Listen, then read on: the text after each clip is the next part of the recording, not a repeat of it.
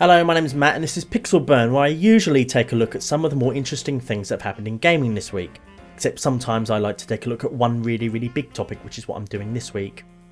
Nearly everything else this week was a drop in the proverbial ocean next to the shocking news that Irrational Games, creators of Bioshock, Bioshock Infinite, System Shock 2 and others, was being closed down with the loss of at least 100 jobs. Although that's not quite how the story is being spun. According to a public statement from the desk of studio head Ken LaVine, he is winding down Irrational Games after 17 years to refocus his energy and start a smaller, more entrepreneurial endeavour with their publisher Take-Two Interactive. Ken will be accompanied by a hand-picked cadre of 15 Irrational Games staff, and together they'll spend the next year or several sitting around brainstorming ideas for, and I quote, narrative-driven games for the core gamer that are highly replayable.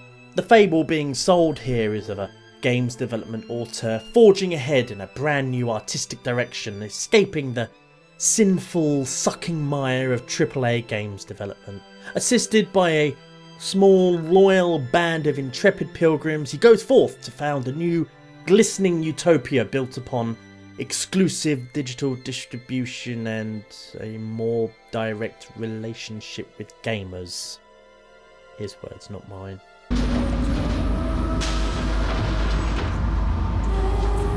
Sad reality, of course, is that everyone else at Irrational is out of a job.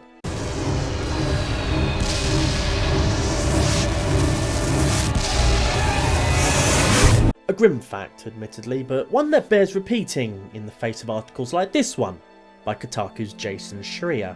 Rather than tackle all that nasty business of around 100 people suddenly forced to look for a new job, Schreier's article focused squarely on where golden boy Ken LaVine goes from here, because firing people is totally alright so long as you do it for artistic reasons. Hallelujah.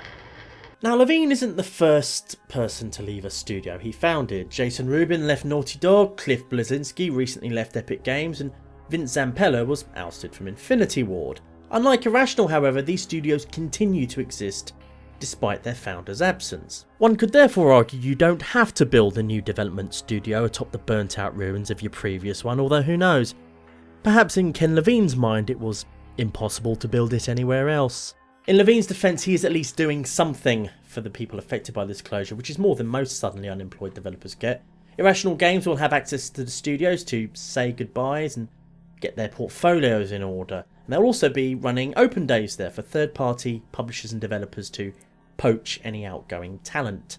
Any Irrational staff offered new jobs will quite likely have to relocate to other parts of the US, however. Irrational's closure is the latest in a string of blows to Boston's games development industry, from the closures of Kurt Schilling's 38 Studios and Zynga's Boston office in 2012 to the more recent layoffs that have happened at Turbine.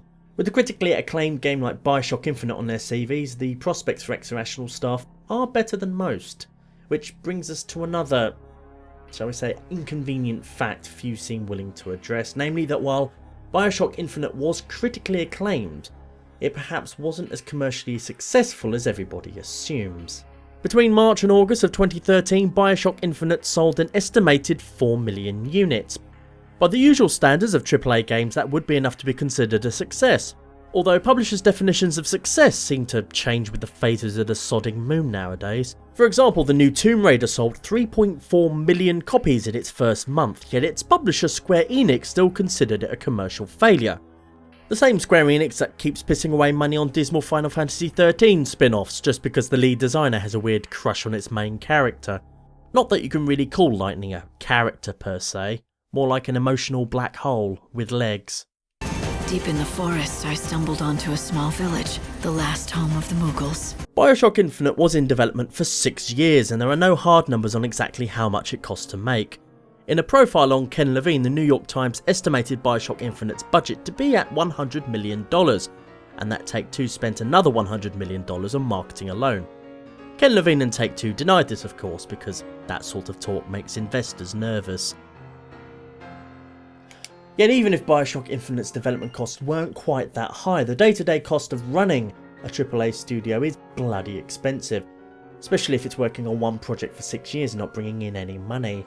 For example, the average salary for a games developer in 2012 was $84,000 per year, and in that year Irrational Games was confirmed to have around 200 employees. Now, different positions pay somewhat more or somewhat less than that of course, but if I abuse maths for a moment, taking 84k as a strict mean average and apply it across the board, Irrational Games cost their publisher Take-Two a ballpark figure of $1.6 million, rounded down, that year just in developer salaries.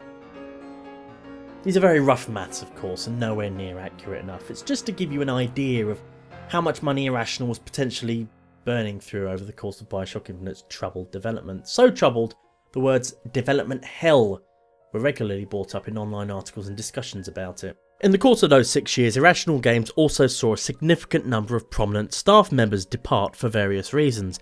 Among them were AI lead Don Norbury, combat design director Clint Bundrick, product development director Tim Gerritsen, art director Nate Wells, senior level designer Steve Gaynor, and well, I think you get the picture. Then there are various reports that entire parts of the game were being added, redone from scratch, or scrapped altogether on a regular basis. For instance, did you know at one point Bioshock Infinite had not one but 2 multiplayer modes? One was going to be a co-op mode similar to Call of Duty Spec Ops, in which 4 players team up to play through levels taken from the single player game.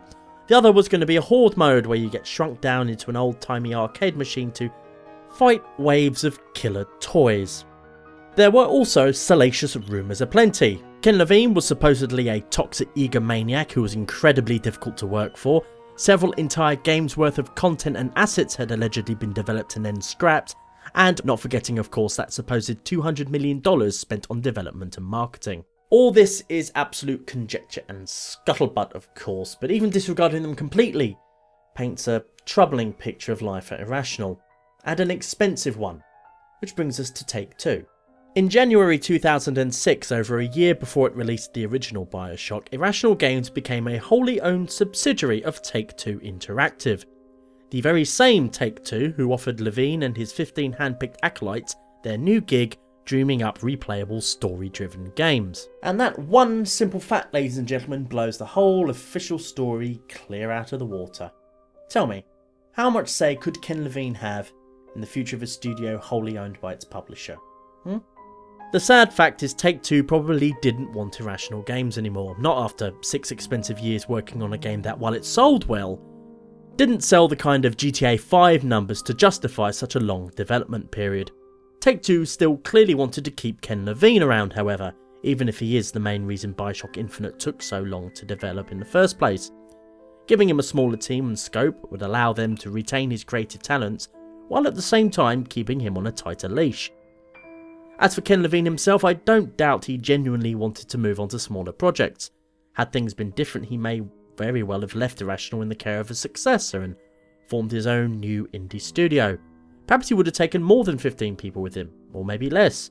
Maybe he saved as many as Take-Two would let him, negotiating financial and job hunting support for the rest. Unless an industry insider writes a tell-all book a few years from now, we'll never know the full story behind the last days of Irrational Games.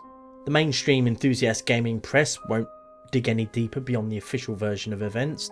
They're too busy rewriting press releases and they don't want to jeopardise their free review copies.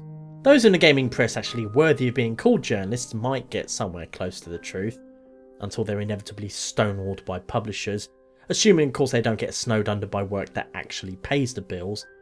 And as for gamers, well, how many of us care enough about the unknown coders and artists who create our favourite games to kick up a fuss about it? All we can really do is say goodbye.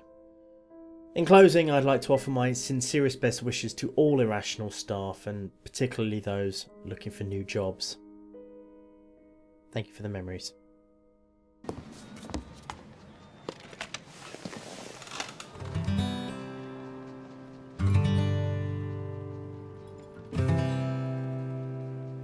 Will the circle be unbroken by and by?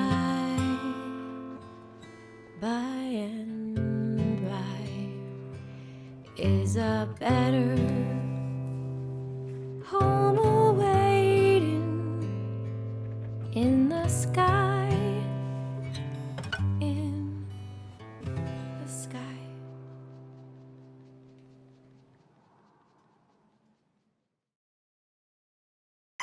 That's all for this episode of Pixel Burn. If you liked it, please do let me know. At the very least, I hope you found it tolerable. If you didn't like it, then feel free to leave a comment below telling me how much I suck. Either way, you can go now.